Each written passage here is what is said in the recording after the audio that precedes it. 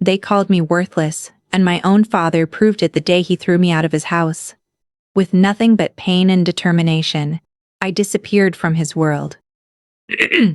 Years later, I returned. Not as the broken daughter he left behind, but as a powerful woman holding the key to his future. This is not just a story of revenge. It's a story of transformation, power, and the moment everything changed. Disclaimer: this is a fictional story created for entertainment and motivational purposes only. Any resemblance to real persons or events is purely coincidental. The day my life changed forever didn't begin with shouting or anger. It started like any normal day, quiet and ordinary, as if nothing was about to break. I woke up early, the sunlight barely touching the walls of my room, and for a moment, everything felt safe. But deep inside, I knew something was coming. The tension in the house had been building for days. My father had barely spoken to me, and when he did, his voice carried a coldness I had never heard before. That evening, the entire family was gathered in the living room. My father sat in his usual chair, his posture straight, his expression unreadable. My mother stood near the corner, her hands tightly clasped together, while my brother leaned against the wall, avoiding eye contact with me. I could feel their silence pressing against me, heavy and suffocating. I knew why we were all there. This was about my decision, the one thing that had turned my father against me. He didn't waste time. He looked straight at me and said, "I have made a decision for your future." His tone was firm, leaving no space for discussion. He spoke about a man, someone I had never met, someone he believed was perfect for me. A marriage arranged without my consent, planned without my voice. To him, it was not a question, it was an order. I felt my heart race, but I forced myself to stay calm. I had spent nights thinking about this moment, preparing for what I needed to say. With all the courage I had, I told him I couldn't accept it. I told him I wanted to continue my education, to build my own career, to choose my own life. My words were not loud, but they were steady. For a second, there was complete silence. Then everything changed. His face hardened, his eyes filled with anger, and the air in the room turned sharp. "You are refusing me?" he asked, his voice rising. It wasn't just a question. It was disbelief mixed with fury. In his world, daughters didn't say no. They didn't challenge decisions. They obeyed. I tried to explain, to make him understand that I wasn't rejecting him, only the decision. But he didn't listen. Every word I spoke seemed to make things worse. My mother took a step forward as if she wanted to say something, but she stopped herself. My brother remained silent, his head lowered. Then came the moment that shattered everything. "If you walk this path," my father said, his voice cold and final, "you are no longer my daughter." The words hit harder than anything I had ever felt. It wasn't just anger. It was rejection. Complete and absolute. I stood there, frozen, hoping he would take it back, hoping this was just a moment of rage. But his expression didn't change. "Get out," he said.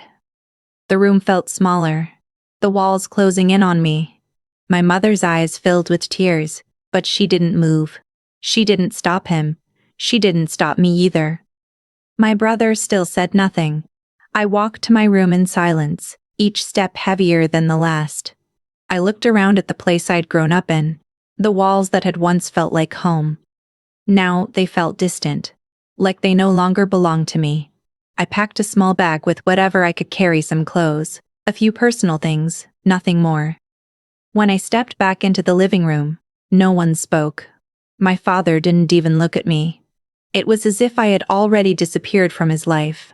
I reached the door and paused for a second. Part of me wanted to turn around, to say something, to beg him to change his mind. But another part of me knew that nothing I said would matter, not anymore. So I opened the door and walked out. The sound of it closing behind me echoed louder than anything else. It wasn't just a door. Shutting it was a chapter of my life ending. Outside, the world felt different. Bigger, colder, unfamiliar. I stood there for a moment, holding my small bag, realizing I had nowhere to go. No plan, no safety, just uncertainty. The night air was quiet, but my thoughts were loud. Questions filled my mind. What would I do?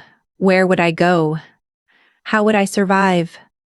But beneath all the fear, there was something else. A small, steady feeling I couldn't ignore. I had chosen this. Not the pain, not the rejection, but the freedom to decide my own life. And even though it had cost me everything, I knew I couldn't turn back. As I started walking down the empty street, I didn't look back again. The first few days after leaving home felt unreal, like I was walking through a life that didn't belong to me. I stayed at a cheap hostel, the kind where no one asked questions as long as you paid on time. The room was small, with cracked walls and a single dim light that barely lit the space.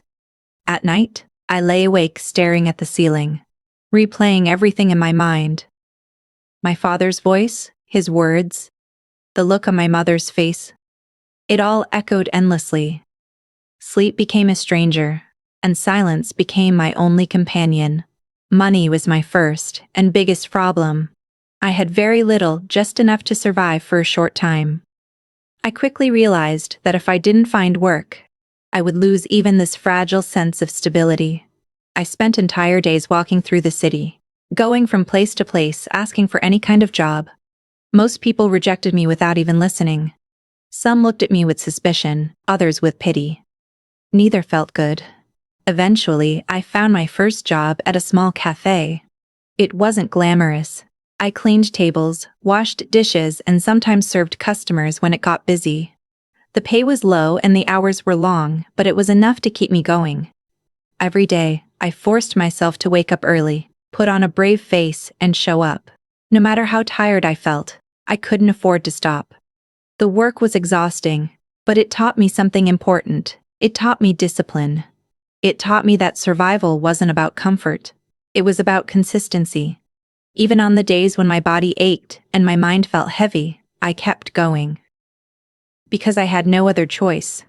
At night, after long hours at the cafe, I returned to my small room. That was when the second part of my life began. I refused to let my situation define my future.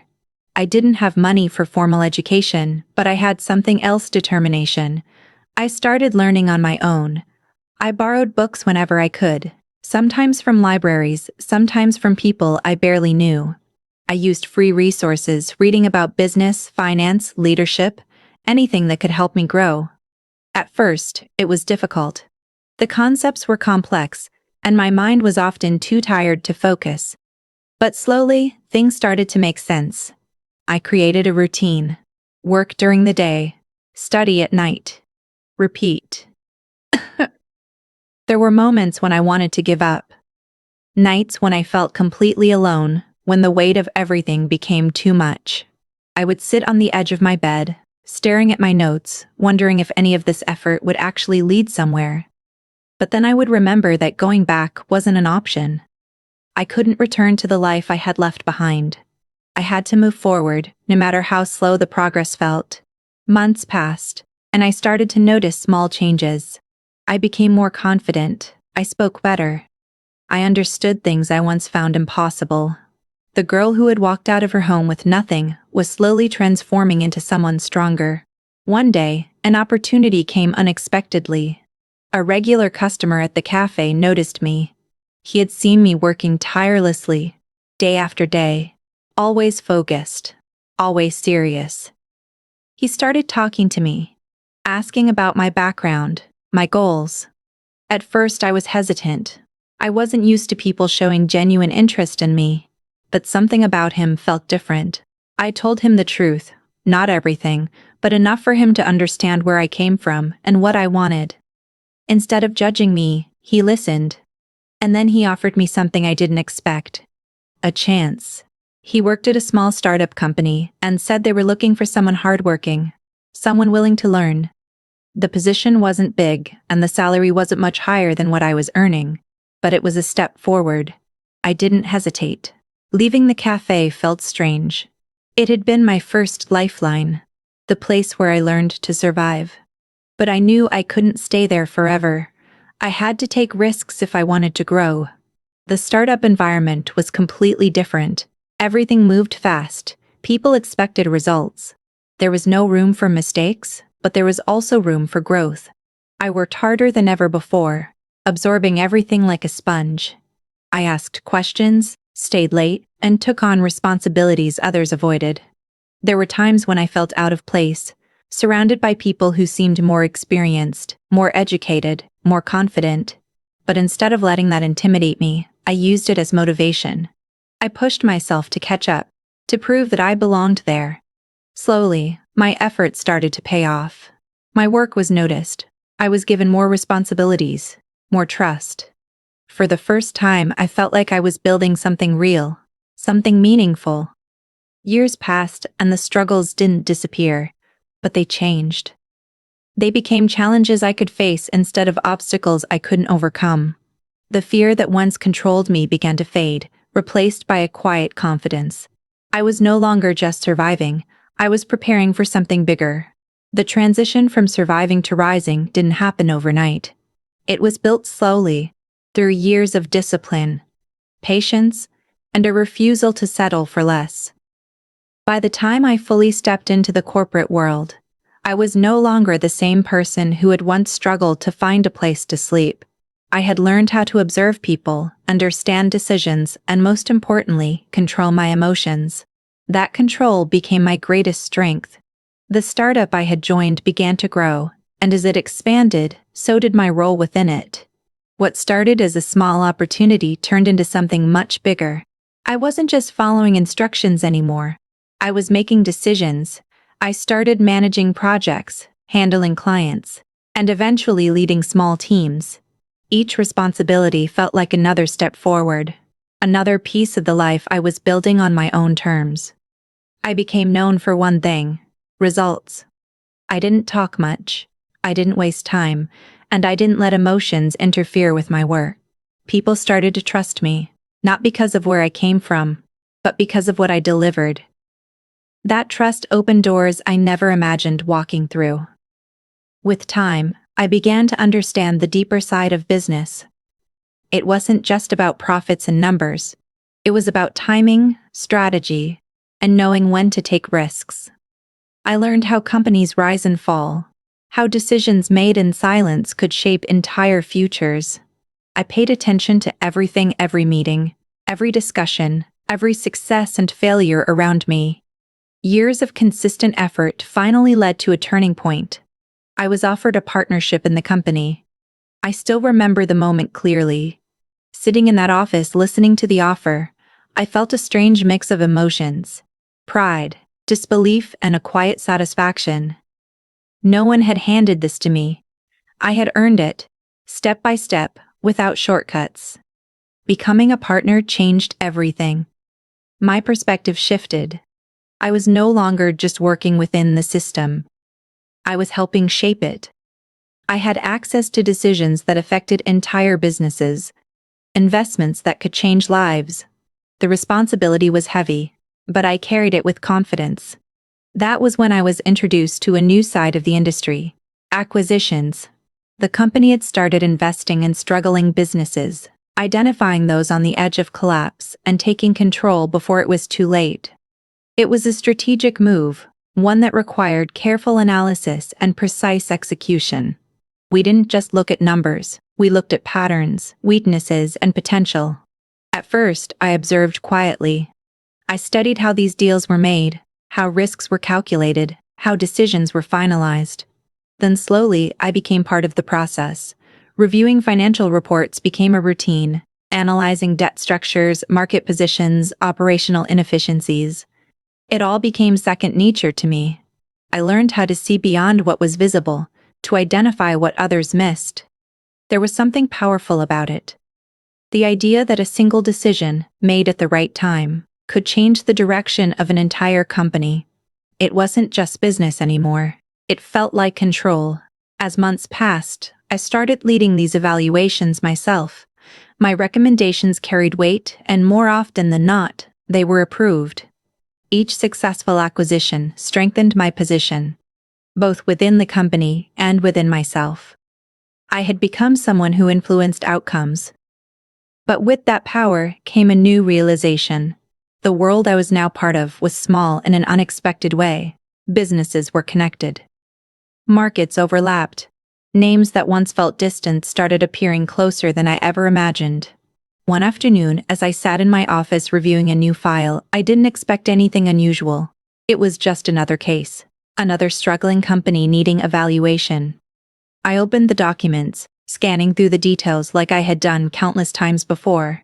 Financial losses, declining performance, growing debt.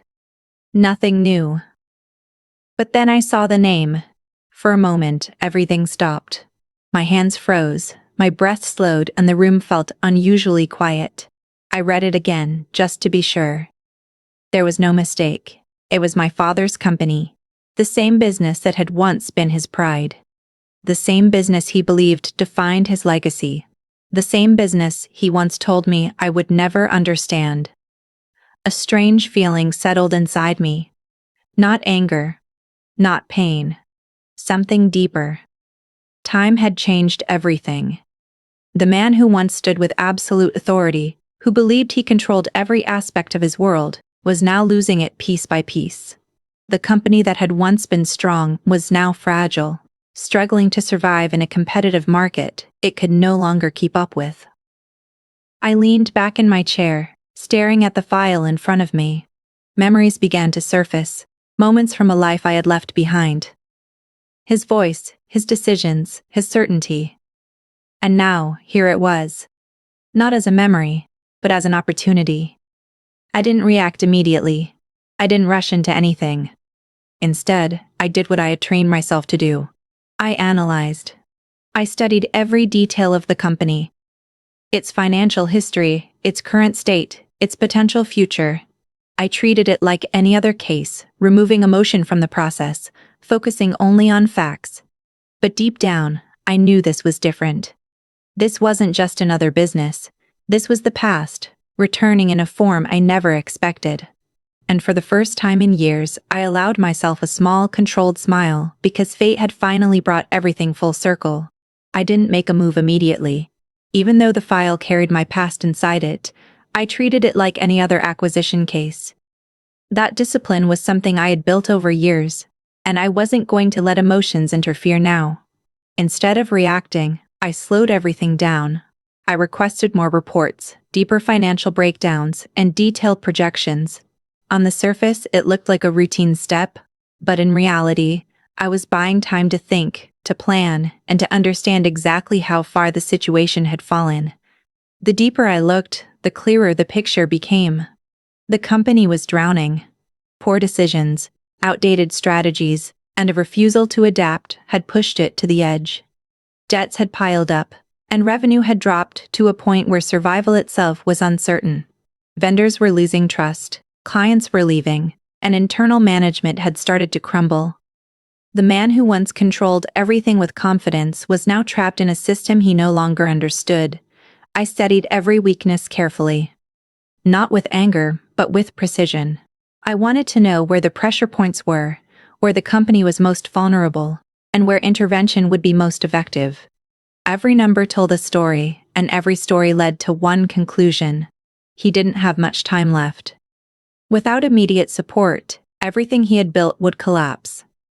In the board meeting, I presented the case. Calm, clear, and completely professional. I didn't mention anything personal. To everyone else in the room, this was just another struggling business with potential value. I explained how, with the right strategy, it could be turned around. I highlighted the assets, the brand value, and the opportunity to gain control at a critical moment. My words were measured, but deliberate. The board listened. Some were hesitant. The risks were high, and the company's condition was worse than most cases we had taken before. But I had already prepared for that. I answered every concern with facts, every doubt with strategy. Slowly, the resistance faded. By the end of the meeting, the decision was made. We would move forward. But not publicly. I suggested we approach the deal through a silent investment structure. No direct exposure. No visible ownership. Everything would be handled through layers, legal entities, intermediaries, and controlled communication. It was a standard approach in high-risk acquisitions, but in this case, it served another purpose. It ensured that my identity stayed hidden. No one questioned it. The process began quietly. Our legal team prepared the framework, structuring the offer in a way that would be difficult to refuse. It wasn't aggressive, it was strategic. The proposal offered immediate financial relief, operational support, and a chance to stabilize the company. But in return, it required control. Full decision-making authority, transferred through ownership shares. I knew exactly how it would look from his side, not like an opportunity but like the last option. Days passed as negotiations unfolded. I didn't attend any meetings directly. Instead, I stayed behind the scenes, monitoring every update, reviewing every response. Each message that came in revealed more about his situation. The tone shifted from resistance to hesitation, and from hesitation to quiet acceptance. He tried to negotiate, to hold on to some level of control, but the numbers didn't support him. Every delay made things worse. Every refusal brought him closer to collapse.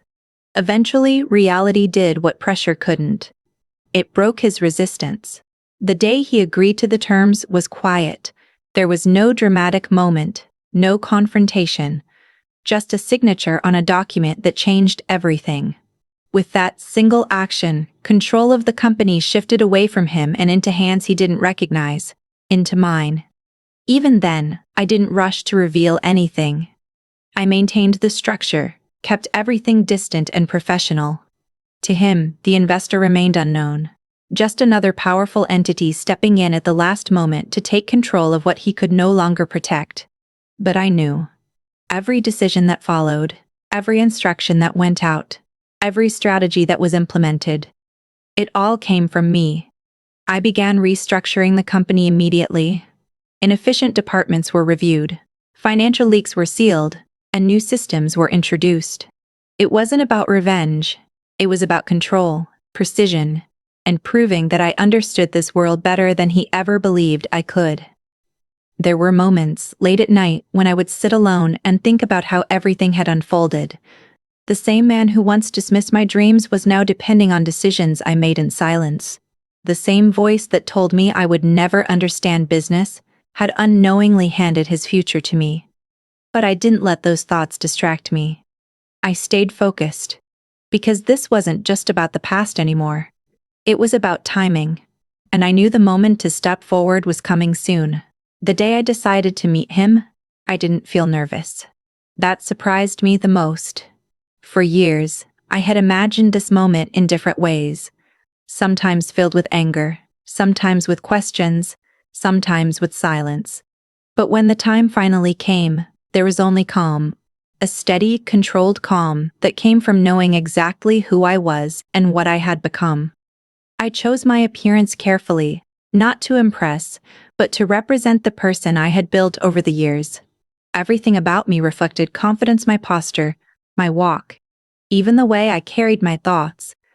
I wasn't the girl who had once stood helpless in front of him. That version of me no longer existed. When I entered the office building, no one stopped me. The staff treated me with quiet respect, unaware of the deeper story behind my presence. To them, I was just another executive connected to the new ownership. The environment felt familiar in a distant way, like something I had once seen but never truly belonged to. As I approached his office, I paused for a brief moment, not out of hesitation, but to fully register the weight of what was about to happen. Then I knocked. "Come in," his voice responded. I opened the door and stepped inside. He was sitting behind his desk, looking over some documents. For a second, he didn't look up. When he did, his expression was neutral, expecting a routine meeting. His eyes met mine, but there was no recognition. Not yet. I walked forward and took a seat across from him without saying a word. The silence stretched between us for a few seconds. He studied my face, trying to place me, trying to understand why something felt familiar. Then it happened. A shift in his expression. A pause in his breathing. His eyes widened slightly as realization began to settle in. You? He said, his voice uncertain. I held his gaze calm and steady. Yes, I replied. The daughter you disowned. The words didn't need emphasis, their weight was enough. For a moment he didn't speak. The man who once had an answer for everything now sat in complete silence. His face carried shock, confusion, and something deeper. Something he wasn't ready to face. I didn't rush him. Instead, I placed a file on the table and gently pushed it toward him. You should look at this, I said. His hands moved slowly as he opened it. Page by page, his expression changed. The details were clear: ownership, structure, control agreements, decision-making authority. Everything was documented, precise and undeniable. This is, he struggled to form the words. This is your reality, I said quietly. He looked up at me, searching for answers, but there was nothing left to explain. The truth was already in front of him. I didn't know, he said after a long pause. His voice lower now, almost fragile. I know, I replied. That was the point. He leaned back in his chair, as if the weight of everything had finally settled on him. The power he once held so firmly was gone, replaced by a situation he couldn't control. For the first time in my life, I was the one in charge, and he was the one trying to understand his position. You planned this? He asked, not accusing, but trying to make sense of it. I shook my head slightly. No. I built myself. This just happened along the way. There was no anger in my voice, no need to prove anything. The truth spoke for itself. He looked at me differently now. Not as a daughter, not as someone beneath him, but as someone he didn't fully know anymore. Someone who had stepped into a world he once believed was beyond her. I told you once, he said slowly, that you wouldn't understand this business. And I proved you wrong, I answered, meeting his eyes without hesitation. Silence returned, but it felt different this time. It wasn't heavy or uncomfortable. It was reflective, filled with everything that had been left unsaid for years. I leaned forward slightly, my tone still calm but more direct now. I didn't come here to embarrass you. And I didn't come here for revenge. He listened carefully. You were losing everything, I continued. The company, the people who depend on it, the legacy you built. I made a decision to step in. Why? He asked, the question coming out almost instinctively. I paused for a moment, choosing my words carefully. Because despite everything, it still mattered. He didn't respond immediately. His eyes dropped to the documents again, as if trying to find something he had missed. But there was nothing left to discover. Everything was already clear. The roles had reversed, the control had shifted, and the past had finally caught up at the present. For a long moment, neither of us spoke. The silence between us was no longer tense, but heavy with everything that had changed. I could see it clearly on his face. This was not just about business anymore. This was about realization. About understanding what had been lost and what still remained. I leaned back slightly, giving him space to process everything. The documents were still open in front of him, but he wasn't reading them anymore. His focus had shifted inward, as if he was revisiting every decision that had led him to this point. The man who once stood unshaken now looked human, not powerful, not unbreakable, just human. I could have taken everything from you, I said quietly, breaking the silence. He looked up, meeting my eyes again. There was no challenge in his expression now, no resistance, only acceptance.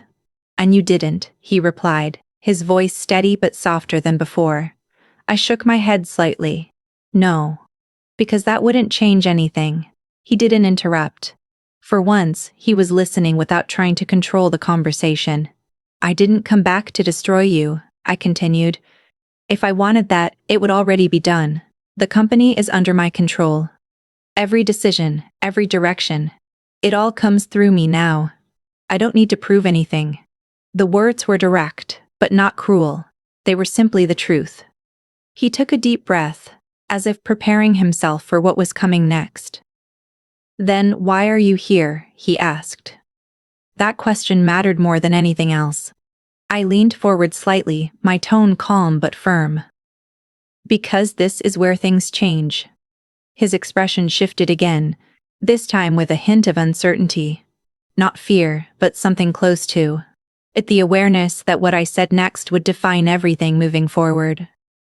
"I'm giving you a choice," I said. The room felt still. "You can walk away," I continued. "Take what remains, leave the company, and start over somewhere else. Or—" I paused, letting the weight of the next word settle. "Or you stay. But this time, things are different." He watched me closely now, fully focused. "You don't stand above anyone anymore," I said. "Not me, not the people who work here. If you stay, you work with the system, not control it. You follow the structure that's already in place.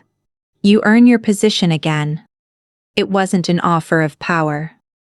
It was an offer of reality. For a moment, he didn't respond. He looked down at his hands, then around the office, as if seeing everything for the first time. This was the same place where he once made every decision without question. Now, it was a place where he had to choose his role carefully. "You would still let me stay?" he asked slowly. "Yes," I replied. "But not as the man you used to be." He nodded slightly, absorbing every word. The silence returned again, but it wasn't empty. It was filled with thought, with reflection, with the kind of understanding that only comes after everything else has been stripped away. "I made a mistake," he said finally. The words were quiet, almost hesitant, but they carried more weight than anything he had said before. "I know," I replied. He looked up again, and this time there was no pride left in his eyes. No distance. Just honesty. "I thought I was protecting our family," he continued. "I thought I was doing what was right. But I never stopped to see what you wanted." I didn't interrupt him. This wasn't about correcting him or reminding him of the past. This was about letting him reach his own understanding. "I lost you because of that," he added, his voice slightly unsteady. For a brief moment I felt something shift inside me. Not anger, not pain, something quieter. Something that had been waiting for this acknowledgement for a long time. "Yes," I said simply. There was no need to say more. The truth had already been spoken. He straightened slightly in his chair, as if making a decision within himself. "If I stay," he said, "I'll do it your way." I studied his expression carefully, not looking for perfection, not expecting change overnight, but looking for sincerity. And for the first time, I saw it. Not authority, not control, respect. "That's the only way this works," I replied. He nodded again, this time with more certainty. The choice had been made. In that moment, something important shifted. Not just in the company, not just in our positions, but in the relationship we had never fully understood before. The distance between us didn't disappear, but it changed. It became something we could face, instead of something we avoided. I stood up slowly, signaling the end of the conversation.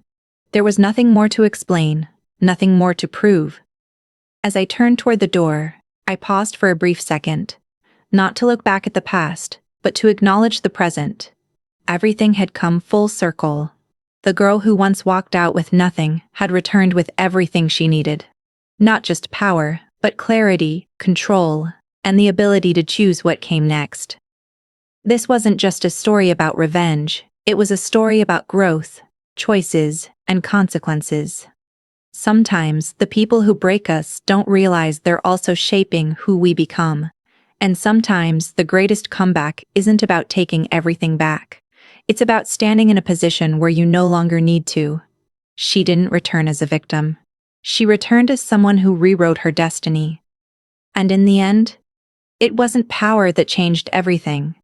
It was the courage to rise, the strength to forgive, and the ability to control her own future.